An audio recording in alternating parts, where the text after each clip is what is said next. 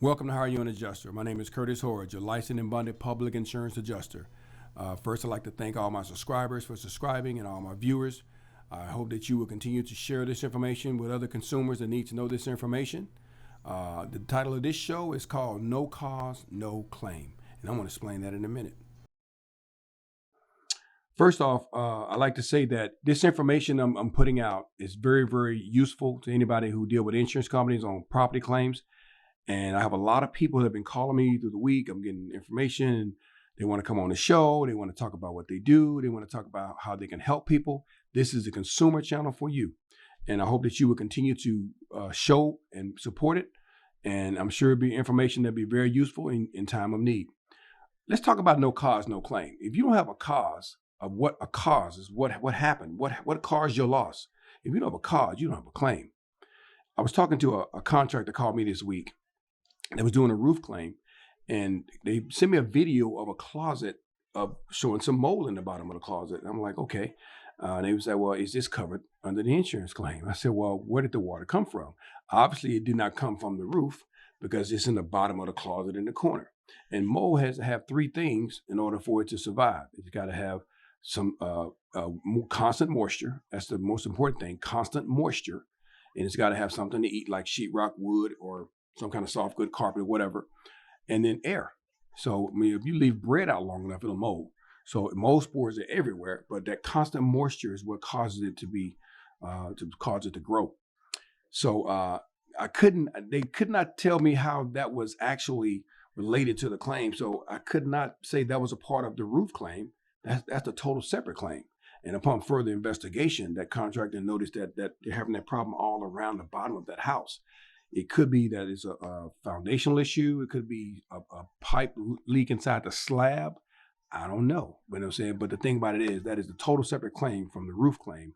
And so I thought about giving a show that would talk about cause of loss, because the insurance companies are really doubling down on what caused this loss, what caused this damage. And it's got to be something that's in their policies of some of the basic perils that they cover inside the policy. Some of the basic perils are like fire, water, wind, fire, water, wind, hail, that's storm related, vandalism, stuff like smoke, stuff like that. These are basic stuff that's on some policies. Some policies are what they call name policies. They only cover what they name.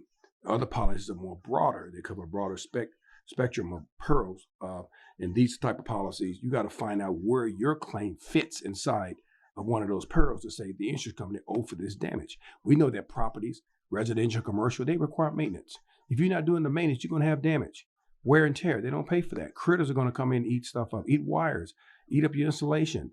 These can cause major losses like fires or arcing, stuff like that cause fires. But these are not something that are specifically covered in insurance policies under their perils. It's got to be related to the major things they cover. So the cause of loss is very, very important.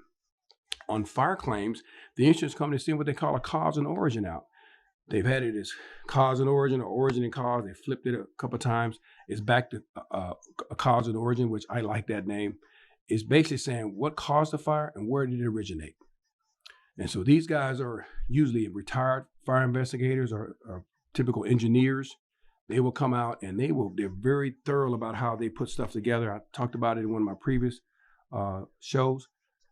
They're very thorough about how they put things together, very particular, and they're very good at finding out what happened. I think they got a 90% chance of finding out exactly what happened, and they want to make sure they clear the property owner from being liable, or anybody in their neighborhood or whatever, or anybody in that situation that could have been that's noticed that's known in that area, to make sure there's nobody we can say, hey, he started the fire, he did this or whatever. A cousin got mad at you or something, whatever. So they're very good at making sure that they determine what caused that fire. And those people, that really determines if the insurance company is going to pay your claim. And you can't touch anything until these guys clear the scene. Now, this is not the fire department. The fire department has a fire investigator unit. After the fire is put out, they make an assumption or assessment of what happened, and they put a fire report together. But so when the cause and origin comes out, he grabs the fire report, he coordinates with the fire investigators, and he make his own report to see if they came up with the same conclusion. And so if they do, then it is what it is. If not, he finds something more. he can report back to the company that this is what caused the fire and this is what he believes. And the insurance company is going to hang their hat on that. So cause is very, very important. You got to have what caused it, what caused the damage. So if you ain't got a cause, you don't have a claim. They're not going to cover a claim because you got damage. What caused it? On water damage claims, the plumber's report usually can get you where you need to be on that because they can determine what happened, a pipe burst, this appliance malfunction, or anything like that that caused this water damage to protrude out of the wall or the floor and got all over your wood floors and buckled them or whatever. So the plumber's report is very important to have to say this will cause the loss. The other one, storms, those are called acts of God. I mean, hail, wind, lightning strikes, those are really fires, but still lightning strikes are acts of God. I mean, or natural occurrences. So and actually I will say this because I've seen people who they didn't do their repairs when the insurance company came out and they didn't have enough money to say, well, they said your claim didn't reach your deductible or you didn't have enough damage, but they documented it. And you have to do certain things like repair the gutters, repair the pipe jacks or whatever on the house. And then you didn't do it. And the next claim that you filed, they see that you didn't do it because they go back on Google Earth or they go back on Google Maps and see it's still the same thing they took pictures of 2 or 3 years ago. And nothing has changed since they go back in their old photos. And they can see that you haven't done any repairs based on their last inspection, and that they've already addressed that damage, and they're going to deduct that damage out of the new claim. So insurance companies are smart. You know what I'm saying? You need to be smart too as well to be on equal footing with them. That's why you hire public adjusters like us that know what we're doing to make sure you have a fighting chance of getting a good settlement on your claim. Very important to hire a public adjuster. When do you hire a public adjuster? As soon as you have a claim. I say that I want to meet the adjuster when he gets there to inspect the property the first day. That's the best time to hire us because people call us too late when they've been fighting with insurance companies, going back and forth. They call us in to be the captain save the day, and we cannot do that. We don't have the leverage when all that has happened. We had no involvement.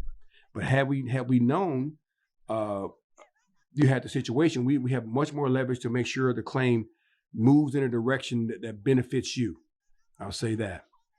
I always say it's a lot easier for us to have the adjuster make up his mind than to change his mind. So yeah, that's what I'm talking about. So no cause, no claim. Keep a good lookout for that. Make sure you got a good cause for you file your claim. Hire a public adjuster, someone to work with you to get you through this situation and make sure you get a good settlement on your claim. My name is Curtis Hordge with National Adjustment Services. This is Hire Your Own Adjuster. Like, subscribe, and share with friends.